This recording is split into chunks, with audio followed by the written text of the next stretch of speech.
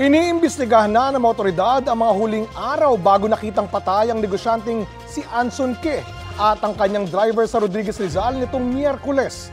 Ang van na huling sinakyan ng mga biktima nahuli kam na inabandona sa Quezon City.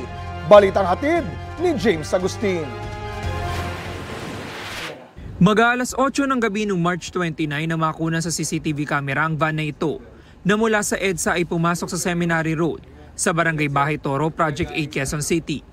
Pumarada ang van sa gilid ng kalsada. Matapos ang halos 2 minuto, bahagya itong umusad. Makikitang may bumaba sa passenger side ng sasakyan. Bumukas naman ang pinto sa driver side at tila may sinilip ang driver. Ilang saglit pa muling umusad ang sasakyan.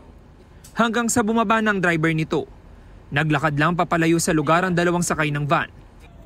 Inabandona ang van hanggang sa mai-report na ito sa pulisya umaga nitong Martes, April 8. Pinuntahan ito ng mga operatiba ng PNP Highway Patrol Group at pinoroseso ng SOCO.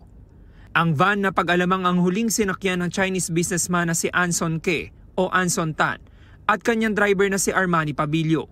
Huli sila nakitang buhay noong March 29 ng hapon habang paalis sa opisina ni Ke sa Valenzuela. Nitong Miyerkules ng umaga, April 9, bangkay na matagpuan ng 2 sa Sitio Odyongan sa Barangay Macabud, Rodriguez Rizal. Nakasilid ang mga bangkay sa mga nylon bag. Nakaduct tape ang mga mukha ng mga biktima at nakatali ang mga kamay patalikod. Bumuo na ang PNP ng Special Investigation Task Group para tutukan ang isinasagawang investigasyon. James Agustin, nagbabalita para sa GMA Integrated News.